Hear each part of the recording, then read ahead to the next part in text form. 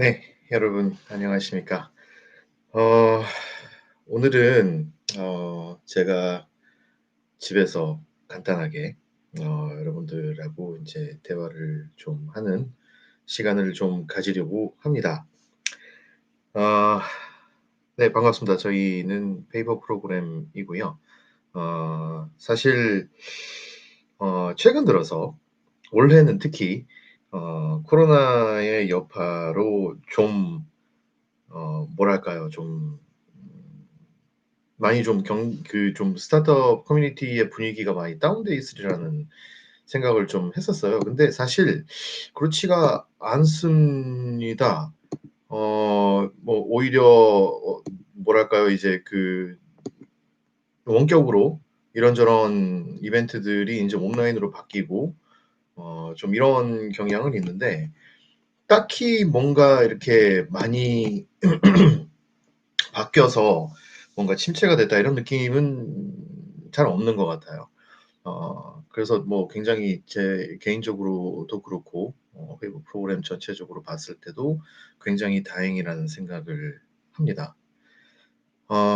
그래서 이제 뭐 저희 같은 경우에는 사실 뭐 여러 스타트업 분들하고 일을 같이 하지만 어 엄청 다행이라고 생각을 하고 있어요. 엄청 다행이라고 생각을 하고 있고 여러분들도 좀 이제 앞으로 그 스타트업 개발이든 뭐 인제 하시는 일들 코로나의 영향은 최소한으로 받으시기를 바랍니다. 그리고 다행히도 지금 파이저에서 백신이 개발이 됐다고 하는 굉장히 좋은 소식이 들려오기도 하니까 또 조만간 이런저런 문제들이 많이 해결이 되고 또 어 곧 머지않아서 극복할 수 있으리라는 생각을 해 봅니다.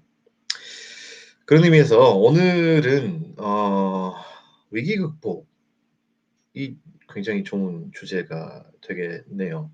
어 저희가 이제 2015 년도에 스타트업 분들하고 같이 일을 하기 시작하고는 6년 차에 접어들어서 지금껏 80개 가까이 되는 스타트업 여러분들하고 같이 일을 했습니다. 아 이런 인제 뭐 많다면 많고 적은 숫자인데요.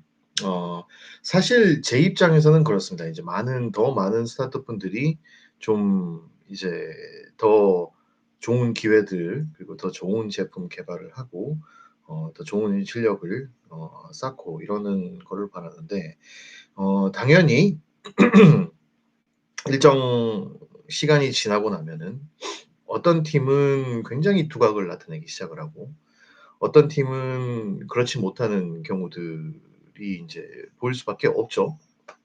그러다 보니까 제가 이제 느꼈을 때에 이런 팀들은 그래도 좀 되더라. 이런 팀들은 10중 8 구까지는 아니더라도 뭔가 개선을 빨리 하지 않으면은 힘들어지더라.'라는 이제 어느 정도의 판단이 되기 시작을 했습니다. 그래서 인제 그런 부분들을 오늘은 제가 쪼끔 공유를 하고 말씀을 드릴까 합니다. 첫 번째로 굉장히 좀 어떻게 보면은 obvious하고 인제 당연한 얘기가 될 수가 있는데요. 팀의 구성입니다. 여러분들이 이제 최근에 이렇게 보시자고요. 최근에 제가 특정 인제 정부기관이라든지 아니면 특정 단체들하고 스타트업에 대한 협력과 컨설팅이라고 하면 좀 그렇고 뭐 인제 도움, 서포트를 하는 뭐 이런 프로젝트들을 몇 개를 한 적이 있었는데 어 이렇습니다. 예를 들어서 학교에서 산업 디자인학과 친구들끼리 모였다. 그러면은 디자이너가 한 3명 정도 있는 이런 팀이 되는 건 겁니다. 공부를 이분들은 적어도 4 년간 학교에서 산업 디자인이라는 하나의 토픽, 하나의 주제 전문 분야를 가지고 4년 동안 공부를 집중적으로 했던 분들이신 거죠. 그리고 또 어떤 팀은 공과대학에서 만났어요. 그래서 이제 수학과 친구들끼리 동기들끼리. 또 어떤 경우가 있었냐면은 천체물리학과에 굉장히 좀 높은 학위를 가지고 계신 분들로 이루어진 팀.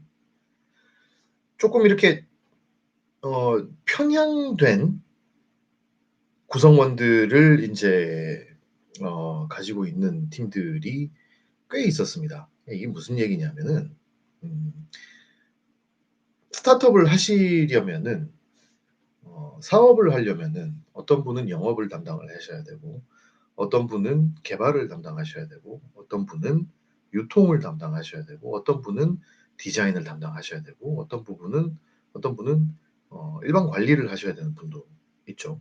근데 스타트업이라는 특성상 3 분이서 이 많은 분야들을 또는 2 분이서 또 어떤 경우에는 1 분이 혼자 이 많은 전문 분야를 다 커버를 해야 되는 그런 상황일 때도 있습니다. 이게 이제 당연히 스타트업 분들이면은 이렇게 생각들을 하시죠.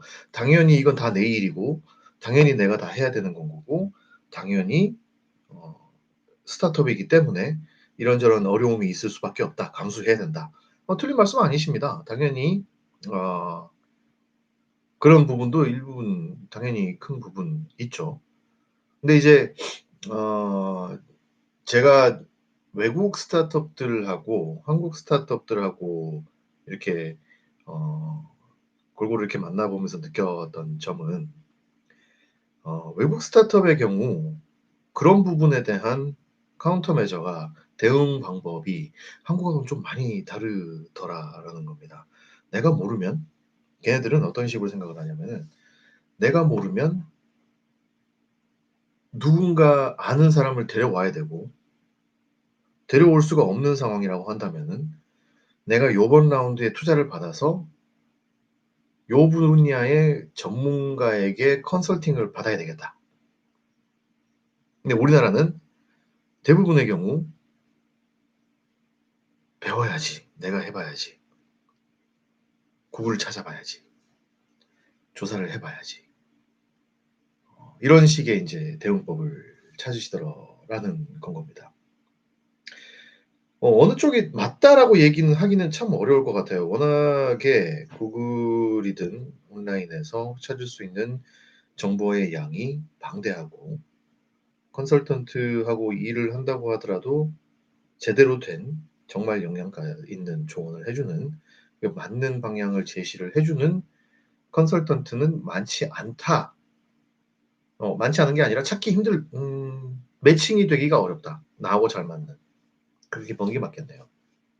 인제 만약에 그게 아니라 어 내가 진짜 모르는 분야가 있으니까 이 분야에 대해서 잘 아는 분하고 매칭을 할 수 있도록 '돈을 좀 써야 되겠다.'라는 얘기 생각을 하시는 한국의 스타트업 분들은 많이 못 본 것 같아요. 음. 실제로 또 어떤 경우가 있냐면은 해외 스타트업 같은 경우에 우리 팀에는 소프트웨어 엔지니어가 3 명이야. 근데 저 건너팀에 보니까 하드웨어 엔지니어, 마케팅하는 친구, 그리고 인제 법률 그러니까 인제 법리하는 법리가 아니라 변리 관련돼서 인제 IP 관련된 인제 법무를 하는 직원 이렇게 3 명이 있더라. 그러면은 우리도 어차피 소프트웨어만 하고 앉아 있을 수가 없는 건 거고 누군가가 마케팅도 해야 되고 누군가가 법무 관련 일도 해야 될 거고 특허도 등록을 해야 되는데 이거를 내가 사람들을 다 이렇게 따로따로 구할 거냐 아니면 '저 친구들하고 뭔가를 해볼 수가 있을까?' 생각을 하고 실제로 스타트업들끼리 말하자면은 M&A를 하는 경우들이 적지 않이 있습니다.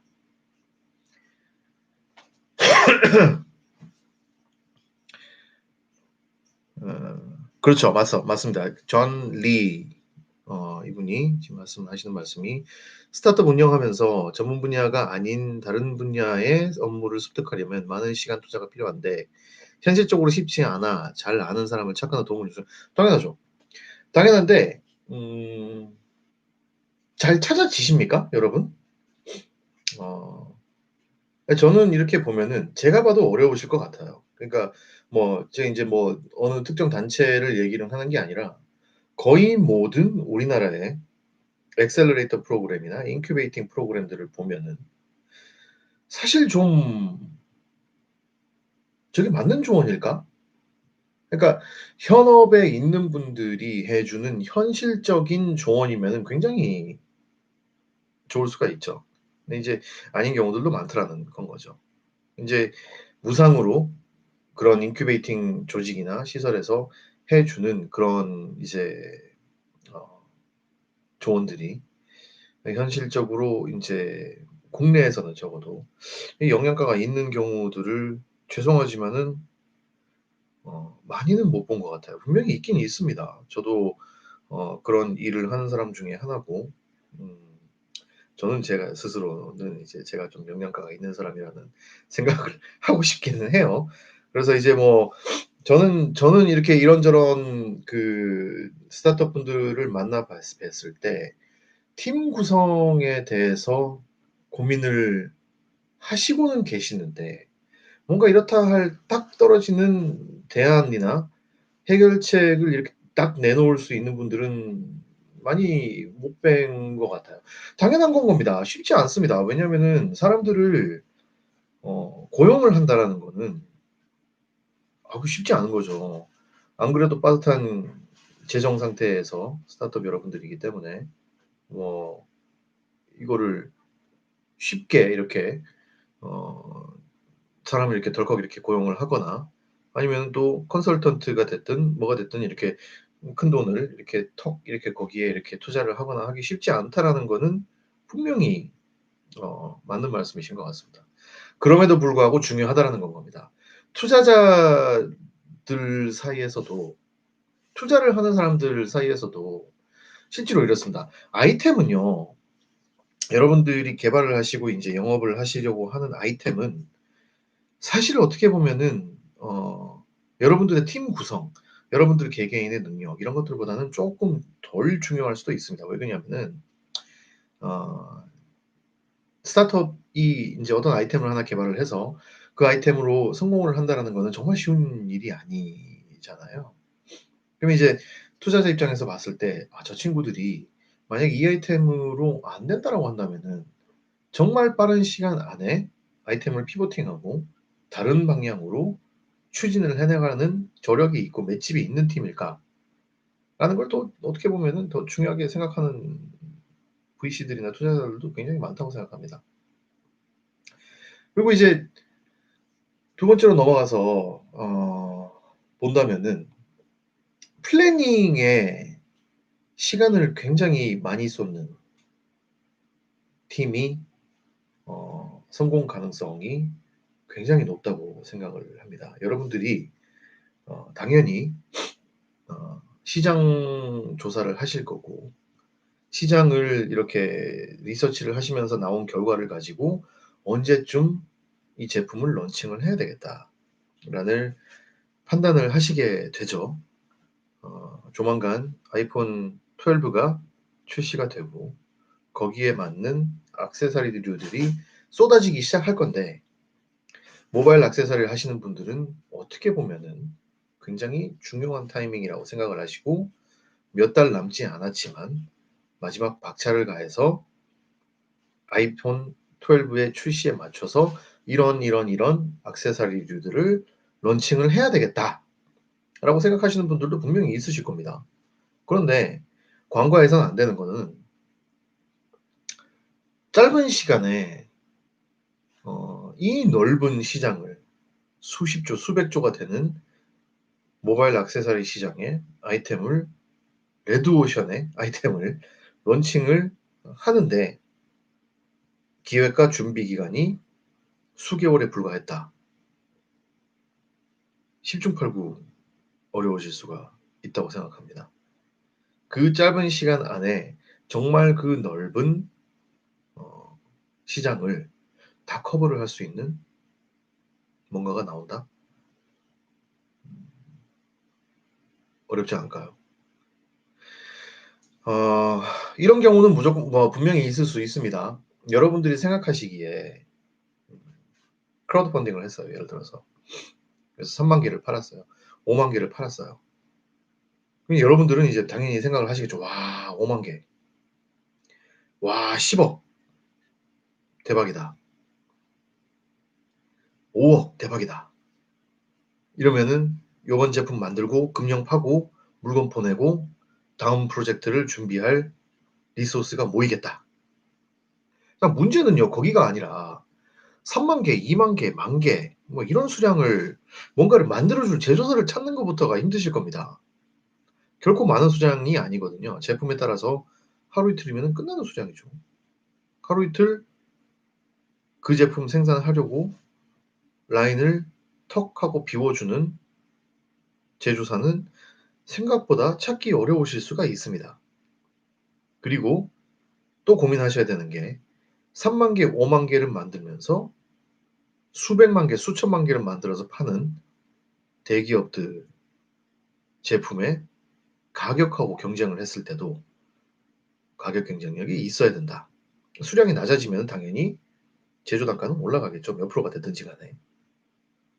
그러니까 이제 그런 것들을 이제 생각을 해 보신다라면은 마케팅, 사전 마케팅, 제품에 대한 기획 정말 어트랙티브 해야 되겠죠. 사전 마케팅이라는 거는 필요 필 이거는 뭐 말할 수 없게 중요한 거겠죠. 요즘에도 유효한 얘기인지는 모르겠는데 인스타그램이나 이런 것들이 많은 상태이기 때문에 유저가 인스타그램 유저들이 굉장히 많은 상태이기 때문에 예전에는 이메일 컬렉션이라는 걸 했었어요. 이메일 보내서 관심 있는 사람들은 이메일 주소를 등록을 시키고 요즘에는 이제 관심 있는 사람들은 인스타그램이나 이런 것들을 남기겠죠. 그래서 이제 팔로우를 하거나 팔로우 숫자로 판매 가능 숫자를 이제 가늠할 수가 있겠죠. 어 예전보다 이메일보다는 정확도는 떨어지리라는 생각을 합니다. 왜냐하면은 워낙에 인스타그램이나 페이스북이나 트위터나 뭐 이런 요즘 SNS는 어 그 등록을 하고 인제 팔로우를 누르는 게 굉장히 쉽잖아요. 근데 예전에 몇 년 2-3년 전까지만 하더라도 인제 이메일 컬렉션을 많이 했었고 이메일이 인제 그래도 주소를 넣어야 되는 거니까 수고를 그 정도 하는 사람들은 이제 '아 요 사람들은 잠재 고객이겠다.'라고 생각을 많이들 하죠. 그래서 그 기획이라는 시간 동안 이게 인제 6 개월 하면은 되는 건가? 10 개월 하면 되는 건가? 2년 해야 되는 건가? 이런 거 판단하는 것도 쉽지가 않습니다. 그죠? 그렇기 때문에 기획, 마케팅 이런 것들은 초반에 굉장히 심려를 기울여서 하지 않으면 어렵다. 자 여기에서 다시 팀 구성으로 돌아갑니다. 만약에 두 분이 한 분이 대표시고 한 분이 이사님으로 인제 스타트업을 시작을 했다.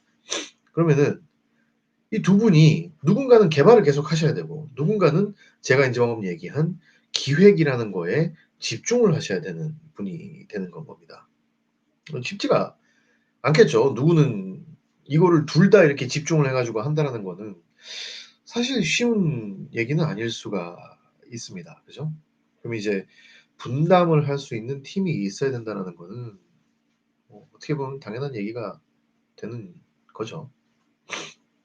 그래서 이제 이 기획에서 그 다음 단계로 넘어가면은 또 한 가지가 중요한 게 원가와 비용의 지출에 대한 철저한 관리가 되겠습니다. 이게 생각보다 쉽지가 않아요. 예를 들어서 뭔가 판매를 하는 아이템이 있는 제조하는 아이템이 있는 스타트업이라고 한다면은 여러분들 필수로 고민을 하셔야 되는 것 중에 하나가 비용입니다, 비용. 원가. 크라우드 펀딩이 됐든 사전 판매가 됐든 뭐가 됐든지 간에 뭐 딜러를 찾든 뭐 어떻게 됐든 디스트리뷰터를 찾든 제품에 대한 판매가 이루어지는 시점이 가까워지면은 덜컥 인제 거기 걱정이 되시기 시작을 하실 겁니다. '내가 과연 이거를 1,000원에 팔아서 2,000원에 팔아서 10,000원에 팔아서 얼마나 남겠는가? 많이 남을까? 적게 남을까? 넉넉한 건가?' 스타트업 여러분들이 제일 많이 하는 실수 중에 하나가 견적받아서 견적받은 금액에 곱하기 몇 또는 몇 퍼센트 업 해서 우리가 이 정도 마진은 챙길 수 있겠구나 라고 하고 판매가를 책정을 하는 실수를 굉장히 많이 범하십니다. 죄송합니다. 제가 비염이 조금 있는데 집에만 오면은 이 시간대만 되면은 얘가 난리가 납니다. 여러분들 코 관리 잘하세요. 비염 이거 진짜 무시할 거 못합니다. 죽겠습니다. 아주 그냥 숨을 못 쉬어요. 잠도 못 자요 이거. 그래서 이거는 어떻게 하면 되냐, 원가 관리는 어떻게 하면 되냐. 철저한 사전조사와 전문성을 키워 사업을 시작한 대형 유튜버 MR님의 청량폰이 성공적인 예라고 할 수가 있을 것 같습니다. 조금 더 검색해 보시면 좋을 것 같습니다. 누구시죠? 저도 모릅니다. 누구신지. 대형 유튜버. 네. 검색 한번 해보시죠. 그래서 이제 제가 이제 보면은 이 철저한 뭐 사전 조사 이것도 원가에도 포함이 되겠죠. 이 제품을 예를 들어서 내가 이 제품을 만드는 데라고 한다면은 뭐 이런 핸드폰이다라고 한다면은 외부 케이스 그리고 위에 올라가는 강화 유리 안쪽에 들어가는 뭐 LCD, 뭐 터치 센서, 뭐 터치 IC, 스피커, 마이크 이런 것들 쭉 들어가겠죠. 그럼 이런 것들의 부품들이 쭉 나열이 되는 BOM 줄여서 BOM이고 풀어서 얘기를 하면은 Bill of Materials라고 되죠. 그럼 이제 말하자면 이제 부품 리스트입니다. 구성품의 리스트가 나오면은 이걸로 이제 견적을 받으실 거 아닙니까, 그죠? 이거를 베이스로 해서 제조를 하는데 각 부품은 얼마며 조립하는 데는 얼마며 포장하는 박스는 얼마며 해서 나까지 이제 오는 비용이 얼마다라는 걸 업체로부터 받으실 거 아닙니까, 그죠? 그럼 이제 예를 들어서 한 5천 원이 나왔다, 어떤 제품이든지 간에. 그럼 이제 쉽게 생각하시는 분들이 이제 국내에서는 이제 이 시장이 조금 재밌습니다. 도매상들이 마진율이 보통 이제 뭐 도매가가 소비자가의 60%다, 70%다, 뭐 이런 경우들이 있는데 한국에서만 되는 케이스입니다. 가깝게 일본만 하더라도 판매가 소비자가의 3분의 1에서 4분의 1, 4분의 1에서 3분의 1 정도 수준이 되지 않으면은 딜러들이 딜링을 할 생각을 안 하죠. 그러니까 이제 이런 거를 따져본다면은 생각을 해본다면은 굉장히 조심을 해야 되는 부분입니다. 분명히. 수출을 안 하시고 국내 시장에서만 하신다라고 한다면 또 얘기는 또 좀 다를 수는 있습니다. 근데 이제 얘기하고 싶은 거는 단순히 MC만 여러분들한테 랜딩이 되는 이 제품은 여러분들의 제조사에서 계약을 하고 제조를 해주는 제조사에서 만든 이 제품이 여러분들 사무실에 회사에 딱 납품이 되는 순간 5천 원이 들었다. 그러면 이제 여러분들한테는 그게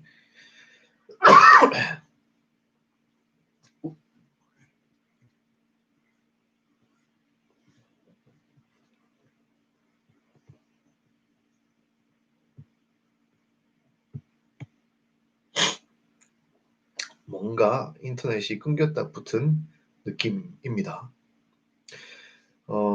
그래서 이제 만약에 그런 이제 제품을 여러분들이 납품 받는 데까지 이제 소요된 비용이 5천 원이다. 그럼 이제 여러분들이 놓치고 있는 거는 여러분들의 인건비, 그죠? 여러분들이 이 제품을 개발해서 납품을 받는 순간까지 간 데에 들어간 개발 인건비, 관리비, 뭐 이런 것들도 포함시켜야 되지 않겠습니까? 그죠? 여러분들이 사무실을 운영하면서 회사에서 출근해서 일을 하시면서 드신 커피값, 카페에 갖다 바친 상납금들, 뭐 이런 것들, 식사하신 식대, 통신비 포함이 돼야 되겠죠. 포함을 시키지 자 않아도 된다라고 생각을 하시는 분들이 있을 수 있지만 계산에는 분명히 넣으셔야 됩니다. 왜 그러냐면은 언젠가는 회사가 정상 궤도로 올라가게 되면은 그런 투자를 하시지 않으셔야 되는, 투자가 아니라 당연히 회사 비용으로 정리가 돼야 되는 비용들이죠. 이런 것들이 처음부터 반영이 되어 있지 않고 나중에 가서 반영을 한다 그러면은 나중에 가격이 훅 뛰어버리던가 뭐 이런 상황이 생길 수가 있겠죠. 당연히 뭐 수량이 확확 늘어나서 그런 것들을 커버를 할 수 있는 상황이 되면은 더할 나위 없이 좋겠지만 그렇지 않다라는 않을 수도 있다라는 가정하에서 본다라면은 굉장히 위험한 계산법이 될 수가 있습니다.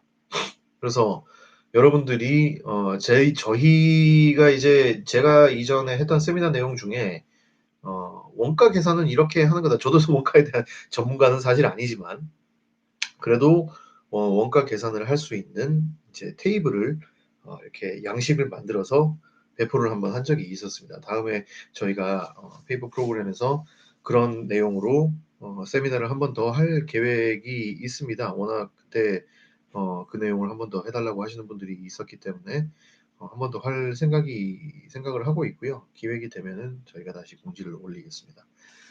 다만 여튼 또 한 가지가 수출을 하셔야 되는데 특히 이거는 이제 크라우드 펀딩을 하신 분들에 대한 얘기일 수도 있겠습니다. 정식 인증을 받지 않은 상태에서 워낙 단기간에 제품을 개발해서 보내시다 보니까 어떤 경우가 있었냐면은 정식 수출이 안 됩니다. 대량으로는요. 몇만 개씩. 이게 어떻게 해야 되냐면은 특히나 이제 크라우드 펀딩이나 킥스타터나 인디고고나 이런 데서 이제 크라우드 펀딩을 하신 분들이 겪는 내용인데요. 각각 바이어들, 백커들한테 이 뭐랄까요? 저거를 하셔야 됩니다. 이 DHL이나 페덱스나 UPS로 각각 분들한테 shipping을 해 주셔야 돼요. 그럼 이제 예를 들어서 이 정도가 되는 크기의 박스를 이만한 요만한 박스에 넣어서 이렇게 포장을 해서 보낸다 그러면 이것만 해도 몇만 원이 나오죠. 당연히 사전에 shipping하는데 얼마입니다. shipping비를 추가적으로 받으시겠지만 세금이 얼마가 나올지 shipping비가 얼마가 될지 이런 것들을 굉장히 잘 계산하셔서 원가에 반영하실 거는 하시고 계산을 하셔야 됩니다. 뒤통수 맞는 경우가 있을 수가 있습니다. 그리고 이게 좀 뭐 다음 토픽은 조금 무거운 토픽이고 좀 조심스러운 부분이기도 합니다. 파트너를 잘 만나셔야 돼요. 정말 중요합니다. 특히나 제조가 있고 개발이 있는 팀 분들께서는 굉장히 조심하셔서 선정을 하셔야 됩니다. 아, 좋은 파트너를 어떻게 하면 구할 수가 있을까요? 제가 참 안 된 얘기지만은 이렇게 보시면 됩니다.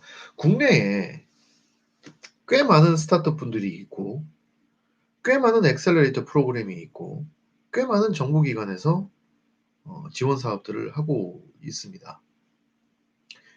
어, 거기에 믿거나 믿기 어려우실 수도 있는데 그런 사업들만 전문적으로 받아서 제조를 하고 개발을 하는 팀들이 있습니다.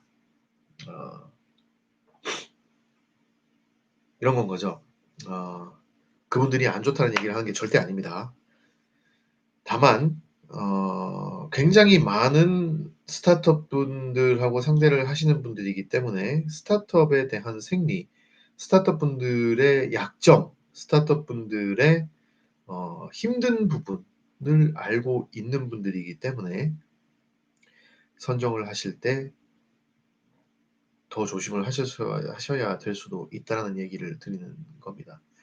어, 나쁘지 않을 수도 있습니다. 근데 이제 비용이 제한적이고 그 비용 안에서 정말 많은 일들을 해야 되는 여러분들이기 때문에 굉장히 인제 조심스러우실 수 있다라는 생각은 듭니다. 어 때문에 스타트업 여러분들이 제가 이제 저희하고 같이 일하는 분들한테 제가 항상 해 드리는 말이 "저희하고 일 안 하셔도 되니까 저희는 이 일을 하는 게 스타트업 여러분들의 지원 받으신 그 지원금을 저희가 매출로 잡기 위해서 하고 있는 게 아닙니다." 음. 그렇기 때문에 드릴 수 있는 말씀은 이제 만약에 여러분들이 하시면서 파트너 여러분들한테서 선정을 하신 그 협력사 여러분들한테서 견적을 받으시거나 제안서를 받으시거나 하시는 경우가 있을 때에, 그리고 그 제안서나 견적이 정당한 건가 적당한 금액인가를 알기 쉽지 않을 때가 분명히 있으시죠. 어 저희한테 연락을 주세요. 그러면은 저희가 누군가가 이 견적에 대한 타당성을 검토를 한번 해 드리겠습니다. 이게 정말 많은 분들이 국내에도 심지어는 그런 분들이 있었죠. 액셀러레이터인데 중국의 어떤 업체하고 협력을 하셔 가지고 중국으로 어 정부 지원금을 받은 거를 인제 중국 업체하고 연결을 해서 중국 업체 애들한테 지불을 하고 거기서 일을 했는데, 거기에서 금령을 말하자면은 뺏기고 그다음 해 전시회에 그 스타트업의 제품을 고대로 카피해서, 카피한 게 아니죠. 그 금명이 그 금명이니까. 가지고 출시를 해서 나온 팀들도 있었죠. 그래서 굉장히 좀 안 좋았던, 네, 케이스가 있었다고 들었습니다. 실제로 있는 일들이니까.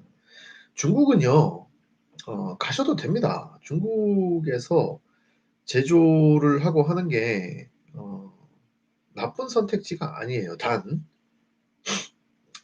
생산에는 제품 생산에는 생산 관리라는 전문 분야가 있습니다.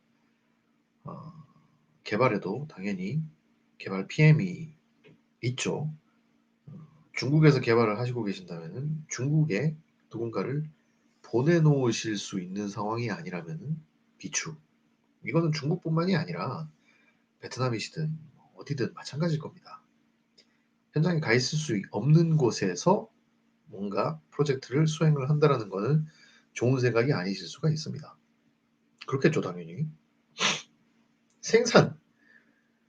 아 그 누구도 지구상 그 어떤 CM, CM이라고 하면 Contract Manufacturer라고 하는 단어죠. 그래서 이제 위탁 제조업자, 제조업체. 그 어떤 전 세계 세상 그 어떤 CM도 여러분들만큼 여러분들 아이템에 애착을 가지고 있지 못합니다. 너무 당연한 얘기죠. 너무 당연한 얘기입니다. 그러면은 그분들을 굉장히 많이 믿고 계시거나 아니면 직접 가서 챙기셔야 되겠죠. 하고 싶은 얘기는 중국이든 베트남이든 미얀마든 태국이든 어디든 간에 생산을 하는 곳에서 여러분들이 직접 가셔서 적어도 파일럿 기간 동안에는 관리를 하실 수 있는 곳에서 생산을 해야 된다. 개발을 해야 된다. 저희 같은 경우에도요. 저는 이제 인탑스라는 회사에 있는데,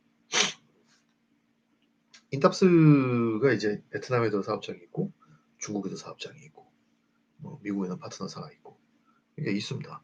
그런데 음 저조차도 저는 사장님은 아닙니다마는 어 저조차도 제 프로젝트에 한해서는 중국이 됐든 베트남이 됐든 어디를 내보내기 전에 국내에서 파일럿이 됐든 안정화가 될 때까지는 해 보는 거를 어 굉장히 강조를 합니다.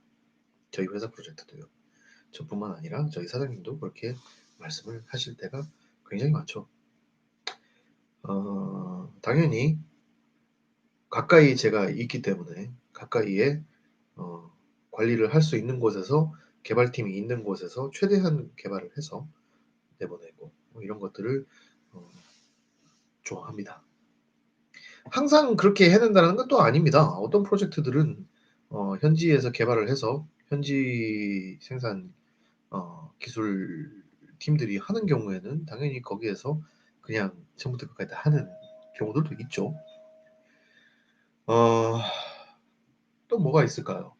저희가 이제 스타트업 분들을 이렇게 보면은 네. 또 중요한 거 하나 있네요. 이거는 쪼끔 우리나라 스타트업에 어 국한된 얘기일 수도 있겠습니다. 뭐 여러분들 다 한국 분들이시니까 뭐 잘못된 얘기는 아니겠네요. 어떤 거냐면은 에 투자를 받으셨어요, 예를 들어서. 음 또는 이제 정부 지원금을 받으셨어요. 이제 정부 지원금은 증빙을 해야 되고 투자 금액도 투자 받아서 집행하는 금액들도 그 증빙을 남겨서 나중에 소명을 해야 되고 이런 경우들이 대부분이 "어디에 썼다."라는 걸 주주총회를 할 때 보고를 하죠. 그리고 이제 감사도 있을 수가 있고. 근데 이제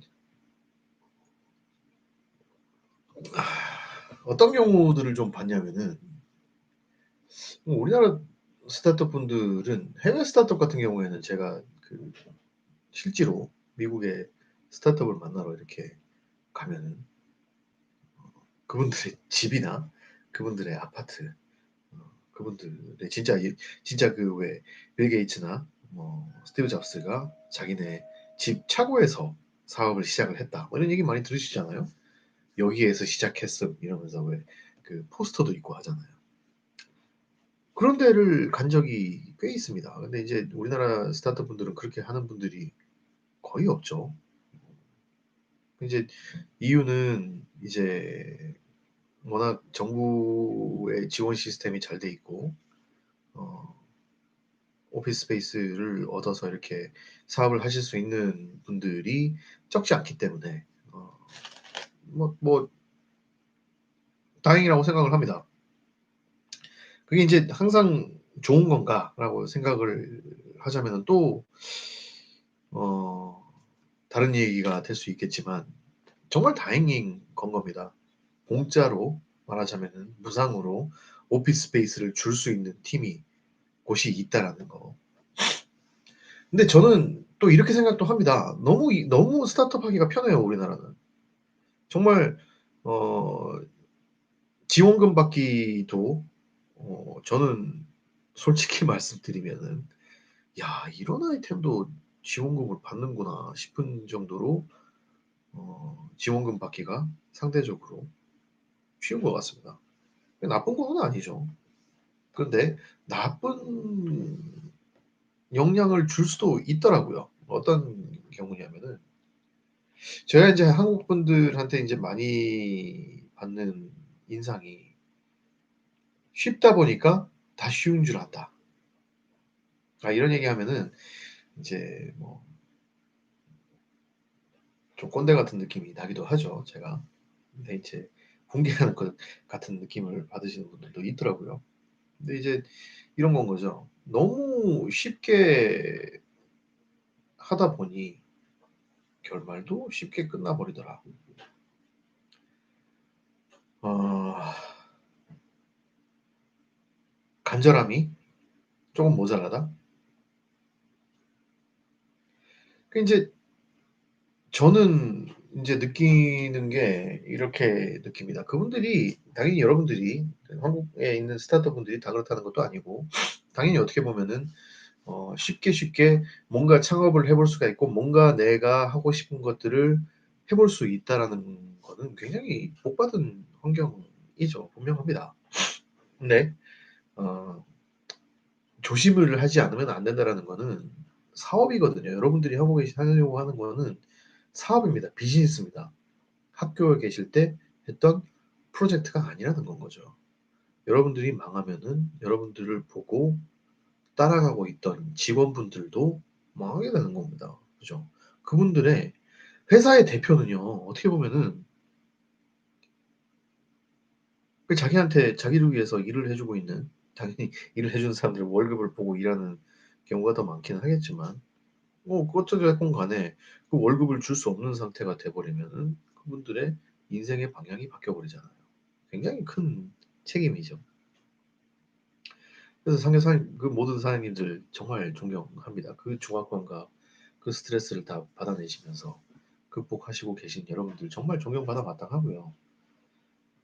그런데도 불구하고 너무 쉽게 시작을 하고 너무 쉽게 사라져 버리더라. 그럼에도 불구하고 몇 년 동안은 내가 내는 세금으로 지원금, 정부 과제로 연명을 하더라.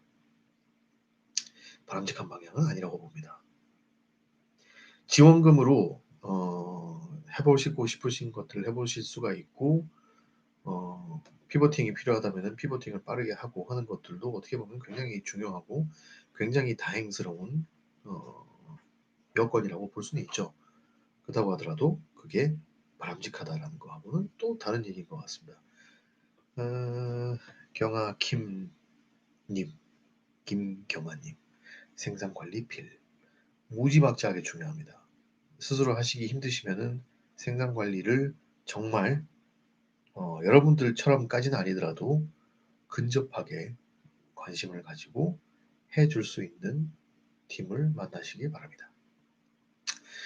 그래서 지금 이제 오늘 쭉 말씀드렸던 게 저도 이제 제가 얘기를 하면서 이제 대본 없이 하는 거다 보니까 제가 지금 정리가 좀 안 되긴 하는데 팀 구성 또 뭐였죠? 기획과 계획 그리고 원가 파트너 그리고 이 간절함 필수적인 요소들이라고 생각을 합니다. 제가 이제 조금 더 나아가서 꼰대 같은 말을 한번 하나만 더 하자면은 어, 이런 것도 있을 수가 있을 거예요.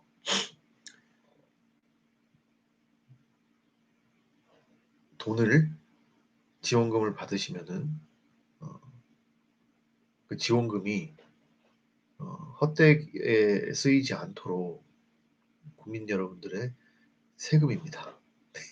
제가 제가 내고 있는 저도 내고 있고 여러분들도 내고 계시는 세금이죠. 그걸로 이제 사업을 하시는 분들은 당연히 그 중압감과 무게감을 고스란히 느끼시길 바랍니다. 당연히 느끼셔야 되고요. 제가 생각을 했을 때는. 어, 참고적으로 이제 제가 만난 미국 스타트업들 중에서는 정부 지원금 얘기를 하면 정부 지원금이 뭐냐? 우리나라는 그런 거, 미국에는 그런 거 없는데, 실리콘밸리는 그런 거 없는데 이런 얘기를 하는 분들이 대부분이에요. 그리고 이제 뭔가 어, 그런 환경들이 굉장히 큰 영향을 끼쳤을 겁니다. 어, 그럼에도 불구하고 살아남은 팀들이 많은 실리콘밸리 스타트업 커뮤니티 같은 경우에는 어, 우리가 이제 흔히 얘기하는 이 유니콘 스타트업이라는 것들이 진짜 있죠. 완전 특출나게 이렇게 쫙 이렇게 진짜 쫙쫙 뻗어나가는 팀들이 있죠. 우리나라에는 아직은 적어도 페이퍼 프로그램하고 같이 일을 했던 팀들 중에서는 그 정도로 이렇게 잘 나가는 팀들은 아직 못 봤습니다. 그러니까 분명히 잘 되신 분들도 있습니다. 근데 이제 시간이 걸리는 시간이 어, 비교적 좀 더 길게 걸리시는 것 같아요. 우리나라 스타트업 분들이. 저희하고 일하고 있는 해외 스타트업 같은 경우에는 라운드 한번 시드 라운드를 돌렸는데 시드 라운드에서 100억이 넘는 돈을 펀드 레이징을 하더라고요. 그러니까 좀 굉장히 깜짝 놀랐었죠 그때 당시에. 이게 이제 뭐 저 같은 경우에는 그때 당시에 시드 라운드다 그러면은 뭐 2015년, 2016년 저희가 시작할 때만 하더라도 5천만 원, 뭐 작게는 2천만 원, 뭐 이렇게 하고 1억 받았다 시드 라운드에서 그러면 이제 와 많이 받았다. 이제 시리즈 A 갔다. 그러면은 요번 라운드에 한 10억 정도. 그럼 10억, 15억, 20억. 저 팀은 그래도 SI에서도 받고 받는구나 라는 이제 인상을 끼치기 시작을 하죠, 그때쯤. 근데 이제 저희 이 자괴감이 들 때가 있습니다. 해외 스타트업 볼 때는. 이제 밸류의 차원 자체가 너무 다르다 보니까 '그 차이가 왜 생길까?'라는 거를 고민을 해 보면은 기술력을 보면은요. 그 팀이 막 엄청 뛰어난가? 절대 안 그렇거든요. 우리나라 스타트업 분들 기술력 좋은 분들 진짜 많습니다. 깜짝 놀랄 분들 진짜 많아요. 근데 희귀한 기술도 아니에요, 또 그 팀들이. 물론 이제 어 저세상 기술을 가진 팀들도 있죠. 이제 진짜 그 저기 누굽니까? 테슬라도 어떻게 보면은 스타트업이었었죠. 테슬라도 일론 머스크 같은 경우에도 보면은 마인드가 저세상 마인드죠. 그러니까 뭔가 인제 그런 게 아니라고 한다면은 이제 보편적인 기술력이나 보편적인 이렇게 메디움을 이렇게 보면은 우리나라 스타트업들이 결코 떨어지지 않거든요. 여러분들 정말 대단하신 분들 많습니다. 그럼에도 불구하고 이 미국 팀이나 유럽 팀에 비하면은 그 정도까지는 안 가는 이유가 뭘까? 저는요, 제가 아까 전에 말씀드렸던 팀 구성, 원가, 기획과 계획, 파트너, 간절함 이런 거에서 차이가 생긴다고 생각을 합니다. 분명히요. 아, 투자자가 됐든 소비자가 됐든 특출남은 눈에 띕니다. 주목하게 되고요. 네, 여러분들도 그런 스타트업 팀이 되셨으면 좋겠습니다. 혹시 뭐 질문 있으시면 질문해 주세요. 오늘 왜 이렇게 조용하신지 모르겠네, 다들. 이제 저희가 이게 이제 이번이 오늘은 본방도 아니고요. 그냥 간이로 이제 제가 좀 하고 싶은 말들, 평소 생각했던 말들 좀 하고 싶어서 하는 건데, 어, 저희가 이제 정기 세미나는 원래 오프라인으로 매달 마지막 목요일에 합니다. 근데 어, 최근에는 오프라인으로 할 여건이 좀 안 돼서 오프라인으로는 안 하고 있지만 코로나 이 상황이 잠잠해지면 무조건 다시 재개를 할 겁니다. 그때까지는 온라인으로 이렇게 찾아뵙게 될 거고, 요번이 제가 정기 온라인 세미나 포함해서 요번이 세 번째인가 네 번째인가 그럴 거예요, 아마. 익숙하지가 않습니다, 지금. 저 혼자 이렇게 떠드는 것도 익숙하지도 않고. 앞에 이렇게 쭉 이렇게 여러분들 보면서 이렇게 좀 얘기도 나눌 수 있고 해야 여러분들이 저한테 질문도 하시고 하시는데, 어, 제가 에, 링크를 하나 남기겠습니다.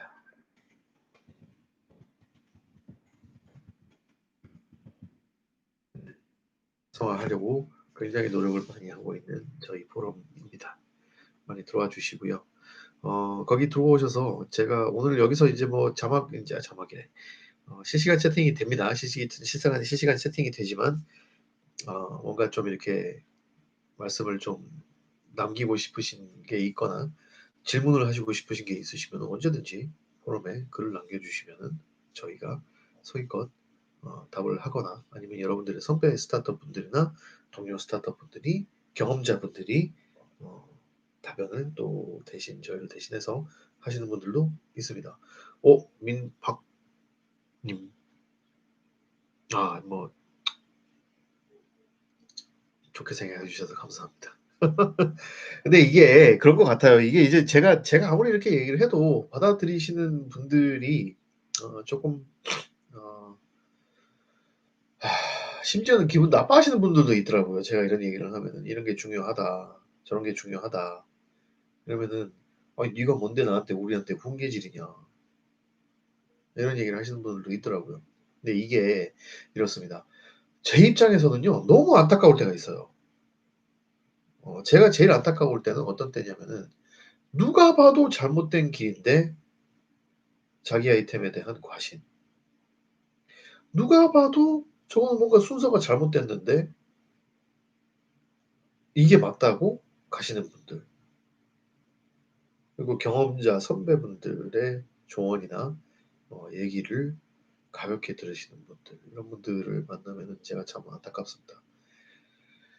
또 어떤 분들은 저한테 그러세요. "아이 그렇게 잘 알면은 네가 스타트업 하지 왜 너는 스타트업 안 하냐?" 다 사람들은요. 자기가 할 일이 있는 겁니다. 그죠?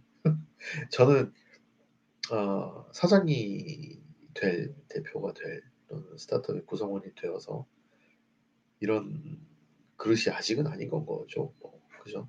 그리고 이제 뭐 저도 어떻게 보면은 월급 받고 일하는 사람이기 때문에 어 거기에 그 환경 안에서 제가 또 목표로 하고 제가 노리고 있는 노린다는 건 좀 이상할까요? 제가 이제 가지고 있는 또 방향성도 또 나름 있을 수도 있습니다. 그죠? 이제 저는 스타트업을 하는 게 제 방향이 아닐 뿐이에요 저는 지금. 그래서 어 그런 질문을 하시는 분들한테는 그렇게 말씀을 드리고 싶습니다. 그리고 또 어떤 때는 농담 반 진담 반으로 "아이 내가 얘기하는 게 이게 쉽겠어요 하기가. 아이 그 어려운 걸 내가 왜 해요?" 싶은 생각도 분명히 있죠. 그래서 제가 이제 여러분들한테 "그 어려운 거를 여러분들이 해내십니다."라는 말씀을 드리는 겁니다. 존경스럽습니다 진짜 여러분들. 들어오신 분들이 대표분들도 계실 거고 또 어떤 분들은 스타트업의 직원분들 공동 창업자분들 이런 분들이실 것 같은데 이게요. 사실 제가 참 정말, 정말 존경합니다. 여러분들 하시는 분들 스타트업 하시는 분들. 그래서 어 절대 여러분들을 가볍게 생각하지 않고 있다라는 거. 그리고 어 저는 개인적으로 이왕 제가 페이퍼 프로그램이라는 스타트업 지원 프로그램을 맡고 있으니 제가 맡거나 저만 만나는 모든 스타트업 분들이 잘 되셨으면 좋겠습니다. 진심입니다. 네. 네. 수원 한우리 FC. 특정 분야에 국한된 범위가 좁은 아이템이 유리한가요? 범용으로 판매가 가능한 아이템이 유리할까요? 이거는요. 아 참 싫어하는 대답이시겠지만 케바케일 것 같습니다. 그러니까 예를 들어서 이런 건 거죠. 아 정말 좁은 분야인데 정말, 정말, 정말 기가 막힌 아이템이야. 예를 들어서 최근에 이런 게 있었어요. 어 잉크인데 3D 프린터용 잉크인데 신체 조직을 프린팅할 수 있는 잉크. 그래서 이제 그 바이오 컴패터빌리티라고 하더라고요. 그러니까 인제 인체에 들어가면은 어 좀 인체 조직하고 융합이 잘 되는 요런 물질로 만들어진 3D 프린터용 잉크입니다. 이걸로 조직을 프린팅을 3D 프린터를 통해서 조직을 이제 프린팅하고 나면은 여기에 살아있는 조직을 발라 놓으면은 말하자면은 얘가 거기에 자리를 잡아서 이 조직이 인체 조직하고 융합이 돼서 인체에 들어가도 인체 조직처럼 몸이 받아들이는 이런 소재로 된 3D 프린팅 잉크를 만드는 회사가 있었는데 잉크가 비싸지도 않았습니다. 그 뭐 한 병에 뭐 요만한 앰플 병에 들어 있는데 뭐 얼마였더라? 한 30만 원, 40만 원? 뭐 이랬던 것 같아요. 생각해 보면은 뼈고 인체 조직이고 이런 것들을 만드는 건데 30만 원이면 굉장히 싼 거 아닐까요? 그죠? 예를 들어서 티타늄이 됐든 스테인리스로 됐든 뭐가 됐든지 간에 그걸로 인체 조직을 대신해서 묻는 뭐 조인트, 관절, 뭐 뼈 이런 거가 30만 원밖에 안 하겠어요. 그죠? 그러니까 그렇게 따지면은 비싼 것도 아니었어요. 근데 그 팀이 밸류를 무지막지하게 많이 받았어요.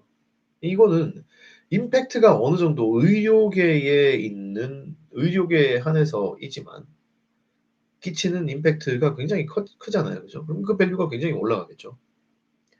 범용으로 판매가 가능한 아이템은요. 어 이런 게 있습니다.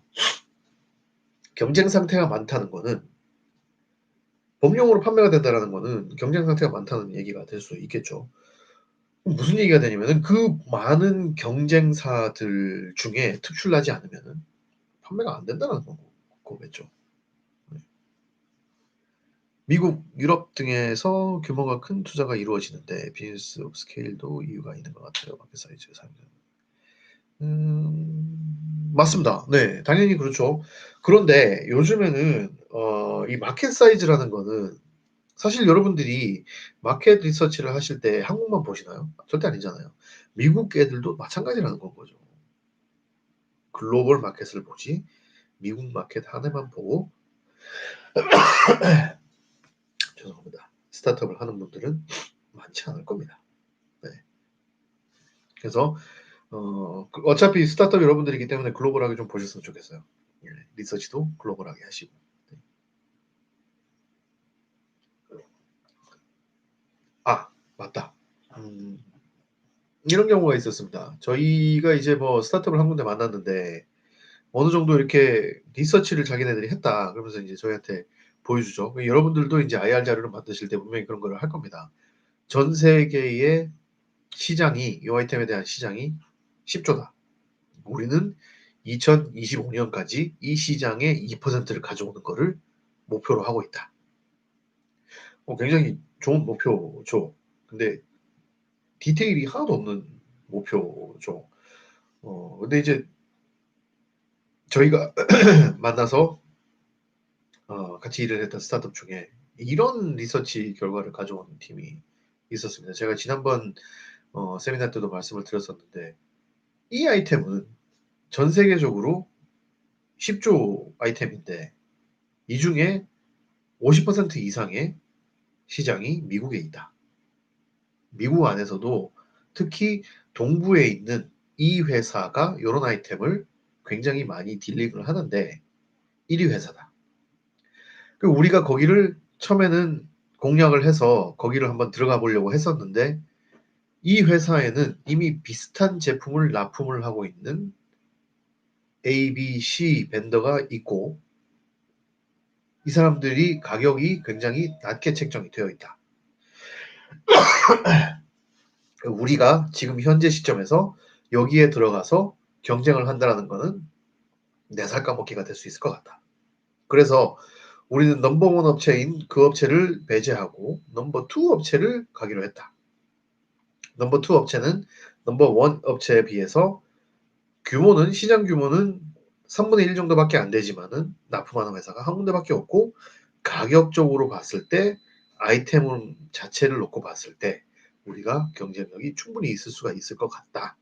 그래서 우리는 작년부터 이 회사를 지난달부터 이 회사에 문을 두드리기 시작을 했고 현재 누구누구누구의 이메일 주소를 이 일을 담당하고 있는 누구누구의 이메일 주소를 받아놓은 상태에서 계속 연락을 취하고 있다. 굉장히 디테일하죠. 저 같은 사람들 입장에서는 10조에 2% 갖고 오는 게 중요한 게 아니라 타겟이 분명하게 보이는 게 중요한 건 것 같아요. 네. 특허받을 수 없고 갓난 제품이라 작은 역으로 오벌주자에 바로 잡힐 것 같다는 생각이 드는데 접는 게 나을까요?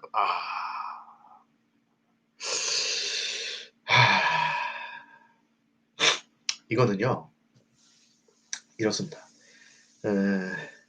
최근에 인터넷에서 굉장히 인기 있었던 제품 중에 하나가 오믈렛 만드는 회사 오믈렛 만드는 기계가 있었어요. 이 계란만 하나 툭 까서 집어넣으면은 얘가 이렇게 기둥처럼 이렇게 오믈렛이 이렇게 익어서 나와요. 이게 국내에 유통하고 있는 회사가 제일 먼저 출시를 했던 회사가 이거 뭐라고 이름을 오믈렛이었나 오이 오믈렛이었나 아무튼 그런 이름이었는데 중국에서 만듭니다. 근데 이 중국 회사가 똑같은 제품을 어차피 거기서 만드는 제품이니까 이름만 바꿔가지고 팔기 시작을 했는데 15,000원인가에 팔아요. 근데 국내에서 처음 딜링을 했던 그 회사에서는 이걸 5만 원에 팝니다. 근데 이 인터넷에 어떤 식으로 인식이 돼 있냐면은 이 5만 원짜리는 진짜고 15,000원짜리는 저거 짝퉁이다. 저 중국 놈들. 어차피 다 메이드 인 차이나 아닙니까 요즘? 근데 제가 하려는 얘기는 뭐냐면은 어떻게 보면 특허보다 누가 먼저 마켓을 선점을 해서 판매를 쫙 밀고 나가느냐가 더 중요한 일일 수도 있습니다. 그죠? 그럼 이제 먼저 나가서 확 인기를 받아버리면은 후발주자는 짝퉁이 돼버리는 거예요, 순식간에. 투자 대신에 그대로 가져가 생산해도 말 못할 아이템이라고 생각합니다. 네. 마케팅 하시기 나름일 것 같습니다. 네.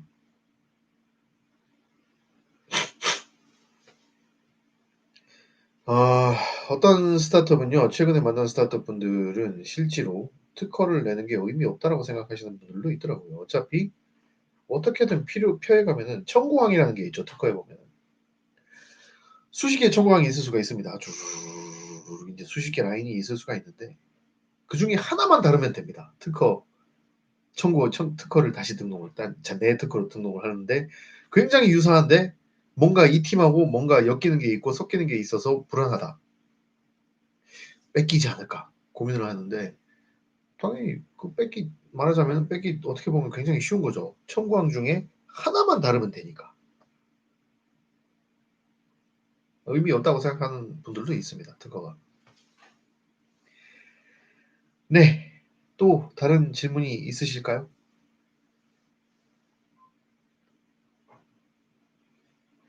네. 없으시면 오늘은 간단한 라방 제가 최근에 어, 신서유 땡을 보고 네, 라방이라는 단어를 배웠습니다. 저도 나이가 이제 적지 않다 보니까 굉장히 신선한 단어들을 요즘에 많이 배우고 있습니다. 네, 여러분들 뭐 더 궁금하신 내용이 있으시면요, 뭐 언제든지 포럼에 글 남겨주시고, 네, 저희 페이퍼 프로그램 전화번호를 찾는 거는 진짜 쉽습니다. 전화 주세요. 전화 주시면은 저희가 도와드릴 수 있는 부분들 최대한 도와드릴 수 있도록 하겠습니다. 하, 길다면 길고 짧다면 짧은 시간인데 재미있고 유익하다고 생각하셨으면 좋겠고요. 또 저희는 다음에 뵙도록 하겠습니다. 감사합니다. 좋은 저녁 보내세요.